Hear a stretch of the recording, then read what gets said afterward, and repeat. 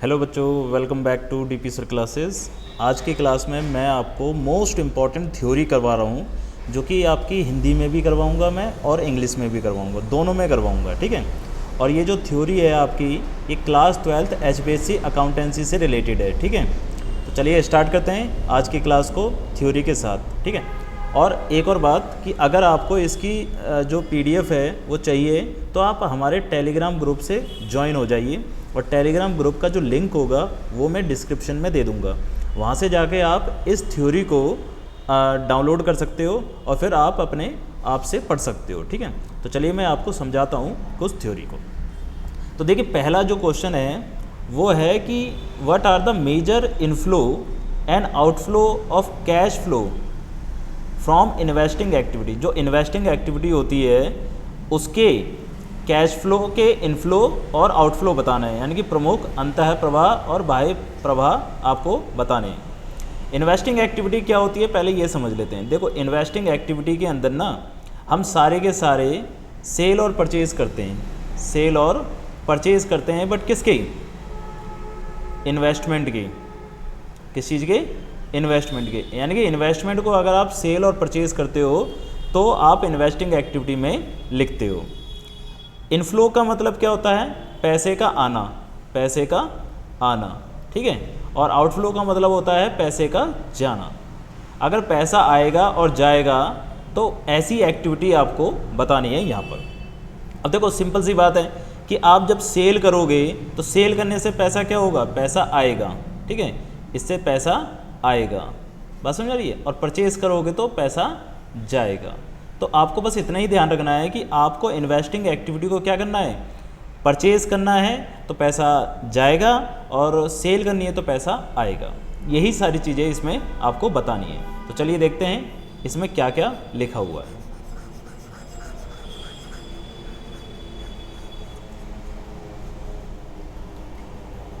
देखिए,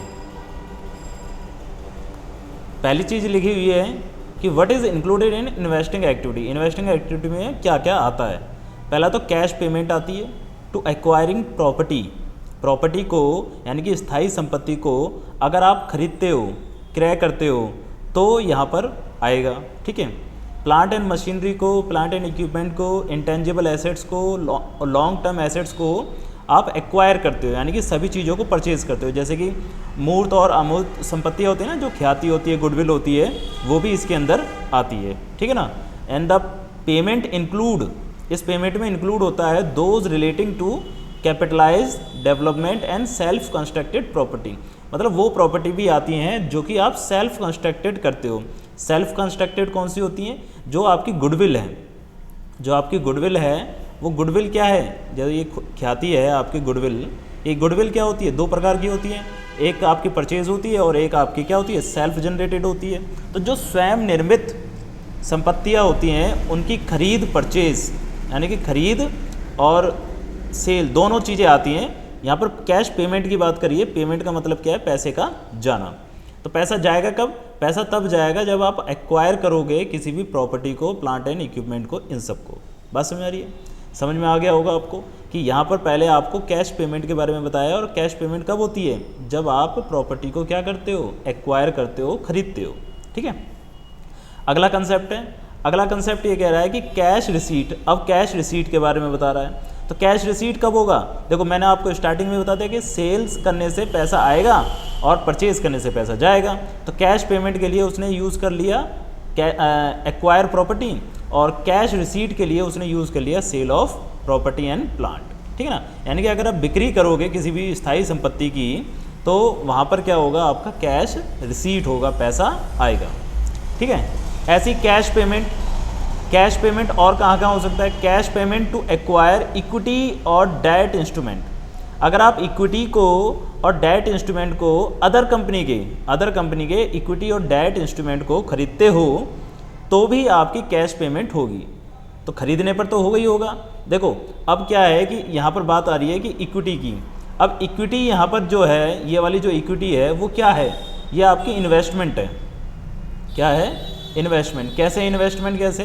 देखो, other company है, कोई कंपनी है, ठीक है, कोई कंपनी है, उसके आपने शेयर परचेज़ कर लिए, तो शेयर परचेज़ कर लिए।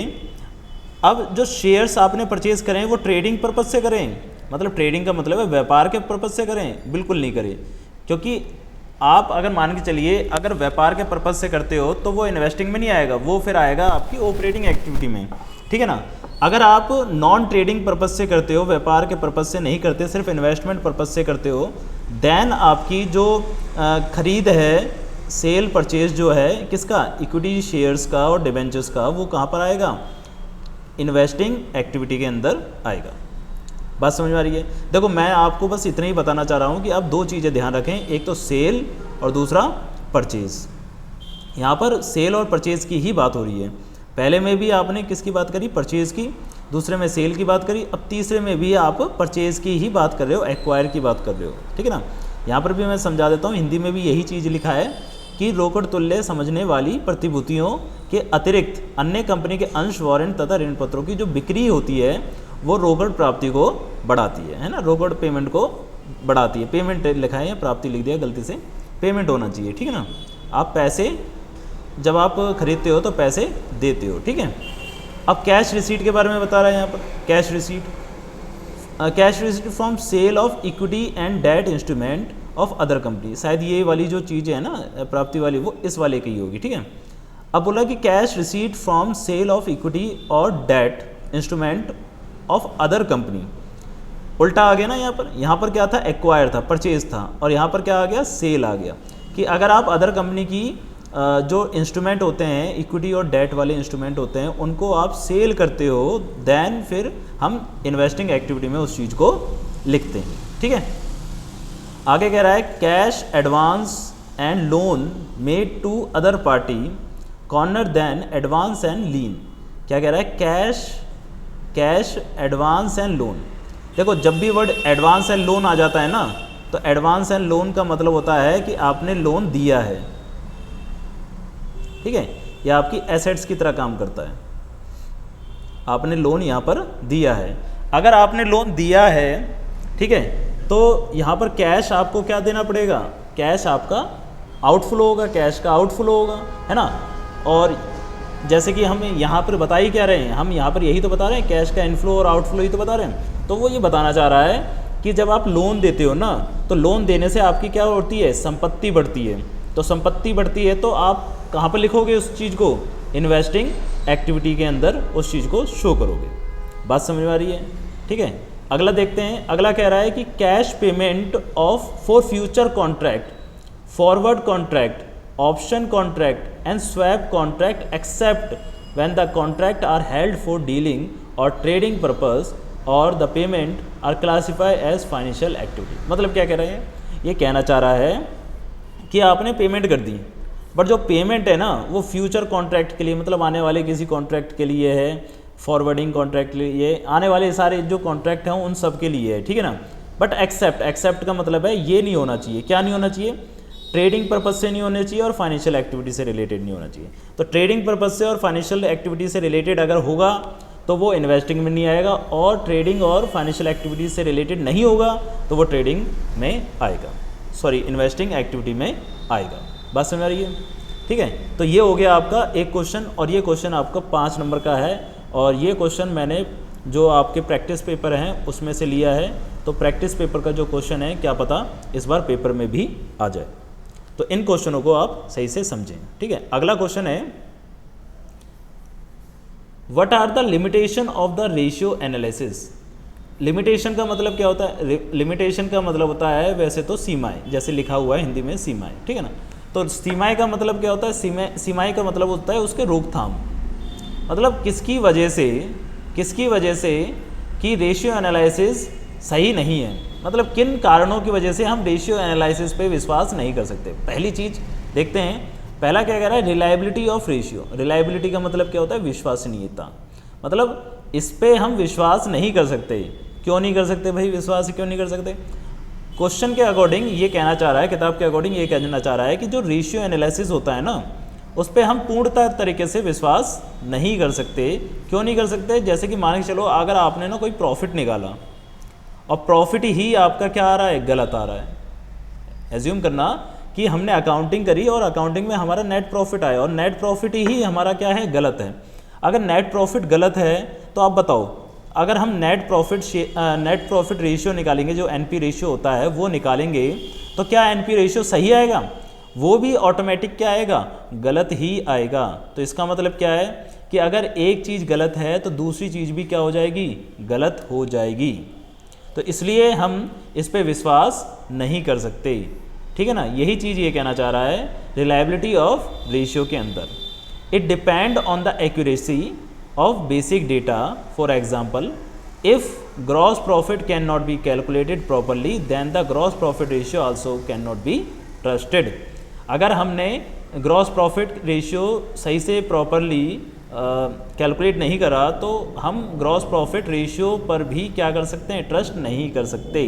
बात समझ आ रही है? ये आधारभूत आंकड़ों को शुद्धता पर निर्भर करती है। उदाहरण के लिए, यदि सकल लाभ की गणना ठीक प्रकार से नहीं की जा सकती तो सकल लाभ अनुपात पर भी विश्वास नहीं किया जा सकता। बात समझ आ रही है?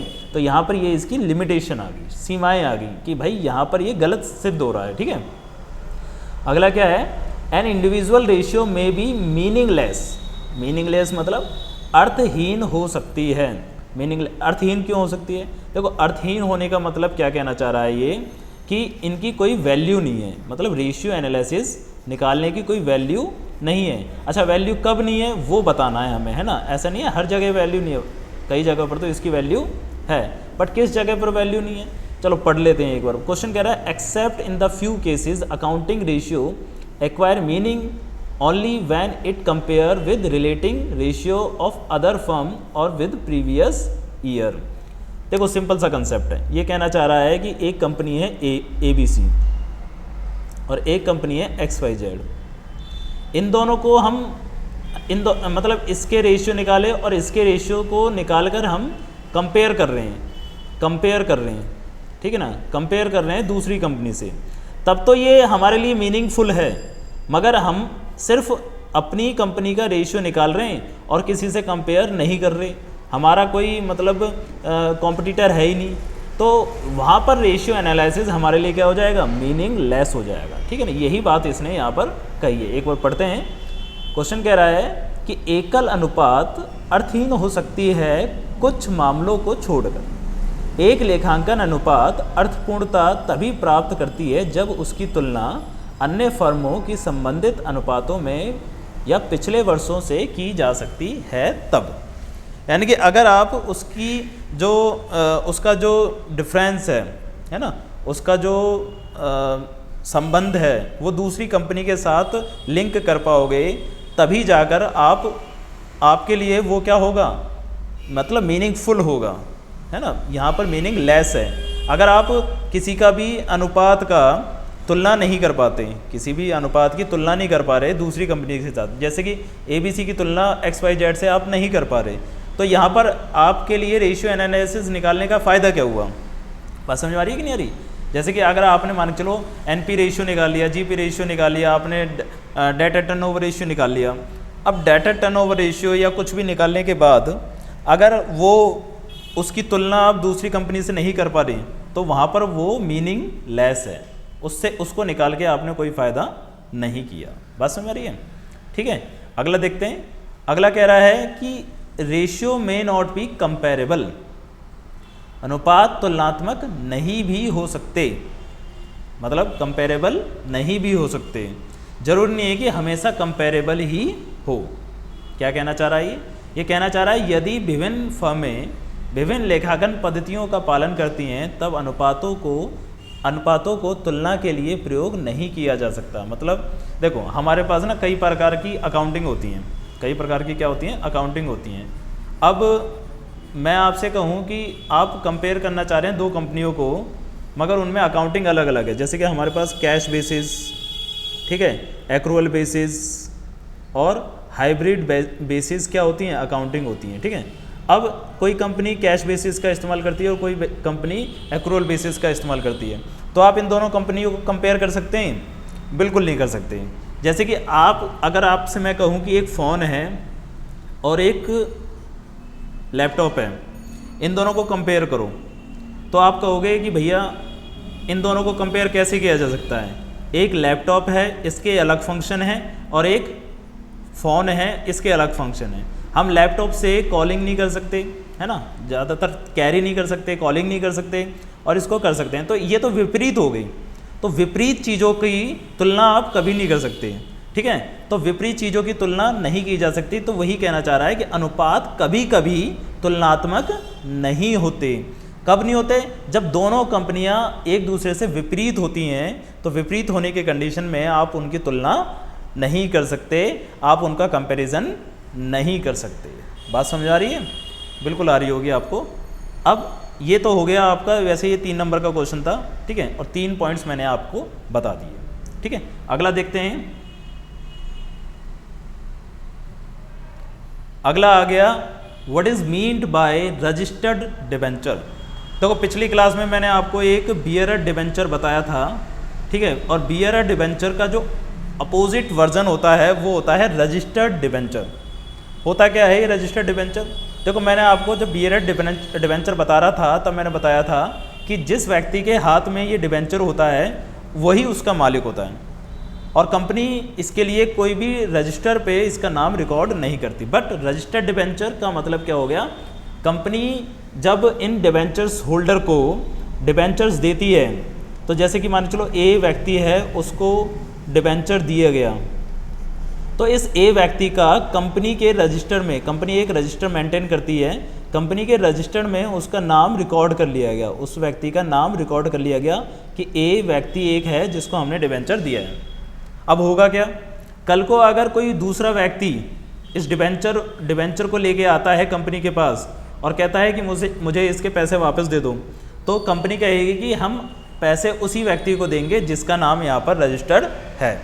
मतलब एक तरह से मेन जो ऑनर है वो कौन कहलाएगा? मेन ऑनर कहलाएगा वो व्यक्ति जो कि रजिस्टर्ड हो रखा है। बात समझ आ रही है? और अगर इस डिबेंचर का कोई इंटरेस्ट मिलता है तो इंटरेस्ट भी किसको मिलेगा? इसी व्यक्ति को मिलेगा जो कि रजिस्टर्ड हो रखा है। बात समझ आ रही है? तो रजिस्टर का मतलब एक तरह से क्या हो गया?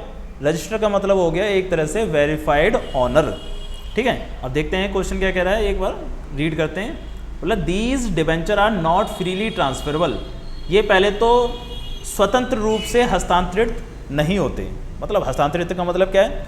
ये आप फ्रीली ट्रांसफ़र नहीं कर सकते। मतलब क्या है? अगर ए जो है कल को किसी दूसरे व्यक्ति को बी को देना चाहिए, बी कोई व्यक्ति है उसको ये शेयर्स देना चाहे, तो वो ईजिली तरीके से ट्रांसफ़र नहीं कर सकता कि ये मेरे डिबेंचर के पेपर हैं, ये आप रख लो तो आपके हो जाएंगे, जैसे हम नॉर्मली चीज़ों में करते हैं, ठीक है ना। बट ऐसा यहाँ पर नहीं है। आपको क्या करना पड़ेगा? आपको कंपनी के पास जाना पड़ेगा और इस ए का नाम कैंसिल करवा कर बी के नाम को रिकॉर्ड करवाना पड़ेगा, तभी जाके वो ट्रांसफ़र हो सकते हैं। बात समझ आ रही है? तो ये फ्रीली ट्रांसफ़र नहीं होते। For these transfer a properly filed transfer deed is necessary. एक डीड बनानी पड़ती है। डीड का मतलब क्या है? एक एग्रीमेंट बनाना पड़ता है। आपको एक प्रॉपरली एग्रीमेंट बनाना पड़ता है, देन जाकर वो सारी चीज़ें क्या होती हैं? ट्रांसफ़र की जा सकती हैं। आगे कह रहा है interest and principal on these debenture are paid only to those person whose name are registered in the companies registered. उसी व्यक्ति को आपके इंटरेस्ट मिलेगा जो कि क्या होगा? जो कि जिस व्यक्ति का नाम उस रजिस्टर्ड में रिकॉर्ड होगा उसी व्यक्ति को क्या मिलेगा?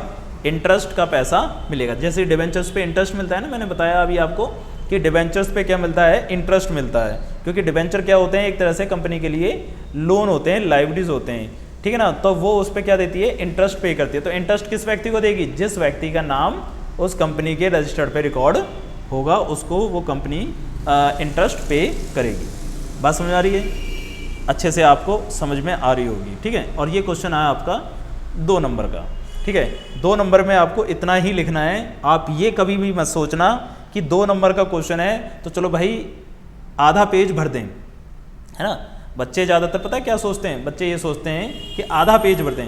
बेटा आधा पेज भरो आप, मगर आप सबसे पहले वो इम्पॉर्टेंट चीज़ें लिखो जो उस टॉपिक से रिलेटेड हैं। कम से कम अगर 2 नंबर का क्वेश्चन आ रहा है तो 3 चीज़ें तो आप उससे 3 लाइन तो उससे रिलेटेड लिखो ना। अब आप आधा पेज भर रहे हो और कुछ भी लिख रहे हो तो उससे नंबर आपके नहीं मिल सकते, ठीक है ना। आप आधा पेज भरो, बट 3-4 लाइन अच्छे तरीके से उस चीज़ से रिलेटेड लिखो और फिर उसके एग्जाम्पल्स दे दो। पेज भरने के तरीके होते हैं, पेज भरने का मतलब ये नहीं कि आप कुछ भी लिखोगे, तरीके क्या हैं, पहले उसकी डेफिनेशन बताओ आप, डेफिनेशन के बाद उसका एग्जाम्पल दो, तो उससे आपके खुद ही चीज़ मतलब उसका डिस्क्राइब कर सकते हो आप अच्छी तरीके से, है ना, उसको अच्छी तरीके से डिस्क्राइब कर सकते हो। कब कर सकते हो? जब डेफिनेशन और एग्जाम्पल दोनों ही लिखोगे तब। बात समझ में आ रही है? तो ऐसे ही पेज मत भरना, अच्छी चीज़ों से पेज भरना और अच्छे मार्क्स मिलेंगे आपको, ठीक है। अगला देखते हैं, 2 नंबर का क्वेश्चन था ये। अगला क्वेश्चन, अगला क्वेश्चन है आपका, 1 मिनट,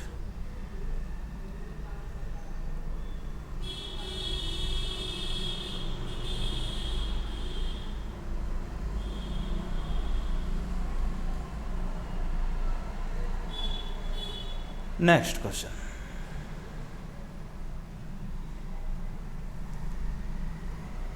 क्वेश्चन नंबर 4th।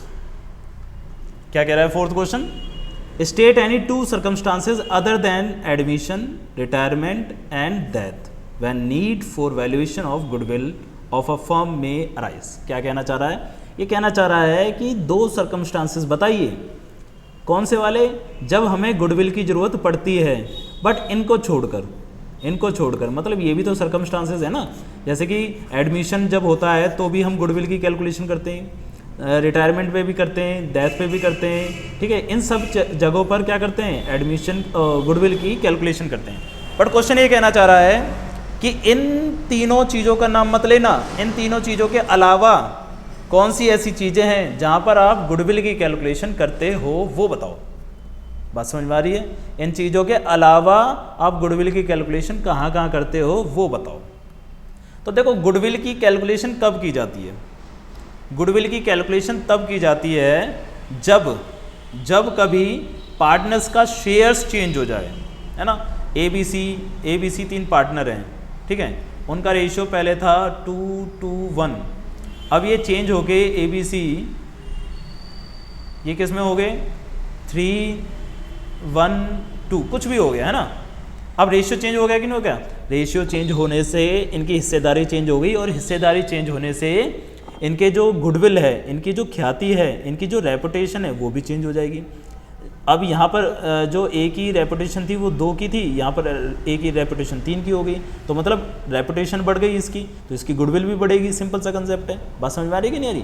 तो यहाँ पर ये कहना चाह रहा है कि बाकी चीज़ बतानी है जहाँ पर आप गुडविल को कैलकुलेट करते हो कैलकुलेशन के लिए, है ना, चेंज करने के लिए। तो पहली चीज़ तो मैंने आपको बताई थी कि प्रॉफिट शेयरिंग रेशियो अगर चेंज होता है, at the time of change in profit sharing ratio, वर्तमान साझेदारों के लाभ विभाजन अनुपात में परिवर्तन के समय आप क्या करते हो? आप गुडविल को कैलकुलेट करते हो।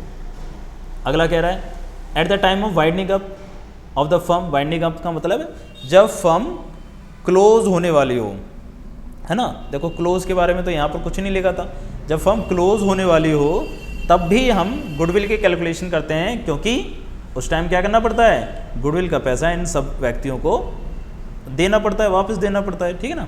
तो यानी कि फर्म के समापन के समय व्यवसाय एक चालू व्यवसाय के रूप में बेचा जा सकता है, तब भी आप क्या कर सकते हो? गुडविल की कैलकुलेशन कर सकते हो। बात समझ आ रही है?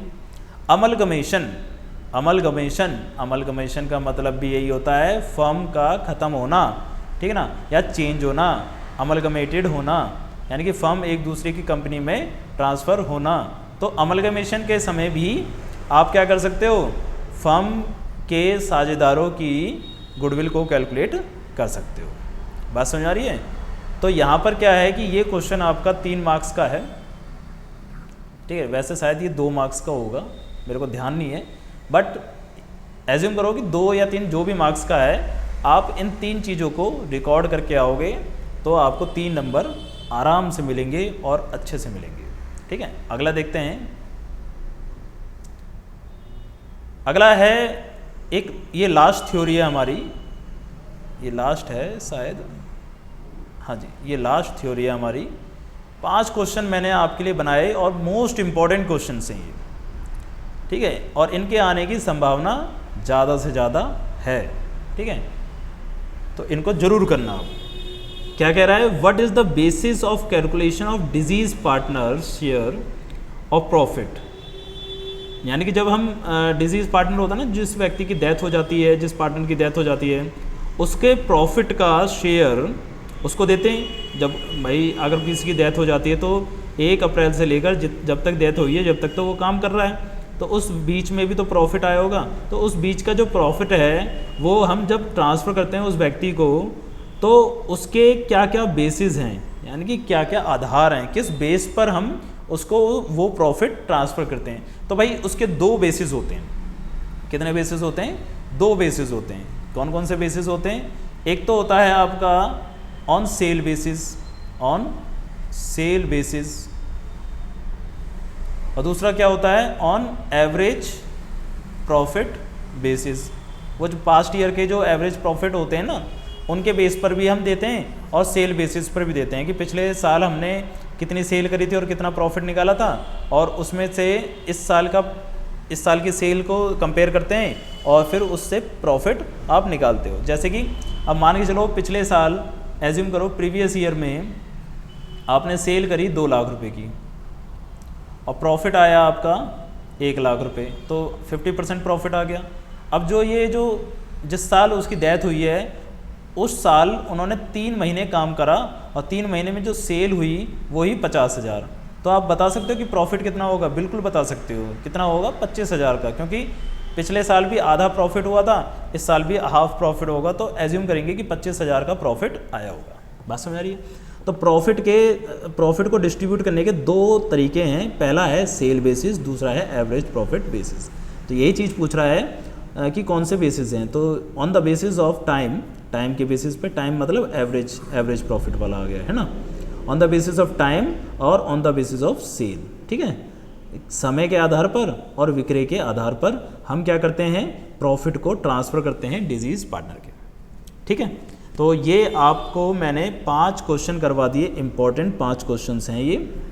और मैं फिर से बता रहा हूँ कि अगर आपको इसकी PDF चाहिए तो आप हमारे टेलीग्राम ग्रुप से ज्वाइन हो जाएं। उसमें मैं आपको इस PDF को अपलोड कर दूंगा और आप वहाँ से डाउनलोड कर लेना और आप अपना आराम से पढ़ना। बात समझ आ रही है? और कोई दिक्कत आए तो आप कमेंट ज़रूर करना, वो दिक्कत मैं दूर कर दूंगा। बात समझ आ रही है? तो चलिए मिलते हैं अगली क्लास में, और इसका जो लिंक है डिस्क्रिप्शन में आपको मिल जाएगा। बात समझ आ रही है? तो चलिए मिलते हैं अगली क्लास में। जब तक के लिए आप पढ़ते रहिए और समझते रहिए। चलिए बाय बाय।